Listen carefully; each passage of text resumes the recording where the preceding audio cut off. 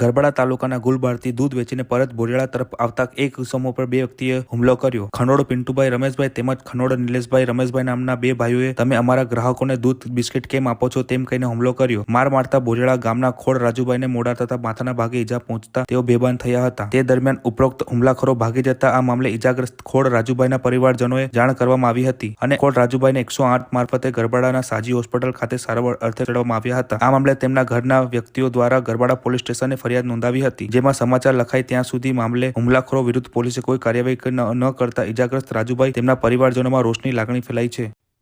મારા રાજુભાઈ દૂધ વેચવા જ્યારે ગયા હતા તે ત્યાં આવતા હતા અને એ બંને ભાઈઓ મળી અને આવીને રસ્તામાં રોકીને માર્યા એટલે ગંભીર હાલતે માર્યા.